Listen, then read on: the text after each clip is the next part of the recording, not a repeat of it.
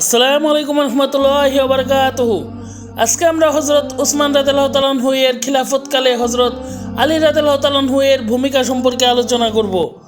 হজরত উসমান রাদিয়াল্লাহু তাআলা আনহু এর শাসনামলে তার বিরুদ্ধে স্বজনপ্রীতি, প্রশাসনিক দুর্নীতি এবং ন্যায় বিচার থেকে বিচ্যুতির অভিযোগ উত্থাপিত হয়। হজরত আলী রাদিয়াল্লাহু তাআলা আনহু ও উসমান রাদিয়াল্লাহু তাআলা আনহু এর বিভিন্ন নীতির সমালোচনা করেন, বিশেষ করে তার আত্মীয় স্বজনের জন্য অত্যধিক অর্থ বিতরণের নীতির বিরোধিতা করেন। হযরত আলী রাদিয়াল্লাহু তাআলা আনহু সত্যবাদী সাহাবীদের যেমন আবু যর রাদিয়াল্লাহু তাআলা আনহু ও আম্মার রাদিয়াল্লাহু তাআলা আনহুকে রক্ষা করেছিলেন এবং সামগ্রিকভাবে উসমান রাদিয়াল্লাহু তাআলা আনহু এর শাসনকে সংযত রাখার চেষ্টা করেছিলেন। আলী রাদিয়াল্লাহু তাআলা আনহু এর কিছু অনুসারী এই বিরোধী আন্দোলনে সক্রিয়ভাবে অংশ নেন, যাদের সাথে যোগ দেন তালহা রাদিয়াল্লাহু তাআলা আনহু, জুবাইর রাদিয়াল্লাহু তাআলা আনহু, যারা উভয়ই নবীজির ঘনিষ্ঠ সাহাবী ছিলেন, এবং নবীজির স্ত্রী আয়েশা রাদিয়াল্লাহু তাআলা আনহা।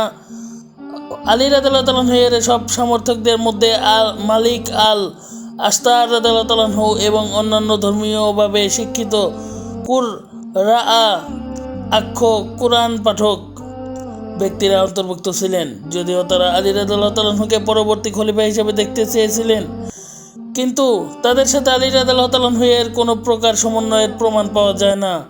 বিদ্রোহীদের নেতৃত্ব দিতে আলী রাদিয়াল্লাহু তাআলা আনহুকে অনুরোধ করা হলেও তিনি তা প্রত্যাখ্যান করেন, যদিও তাদের অভিযোগের প্রতি তিনি সহানুভূতিশীল ছিলেন বলে মনে করা হয়। নৈতিক দৃষ্টিকোণ থেকে তিনি স্বাভাবিকভাবেই বিরোধীদের জন্য একটি কেন্দ্রীয় ব্যক্তিতে পরিণত হয়েছিলেন।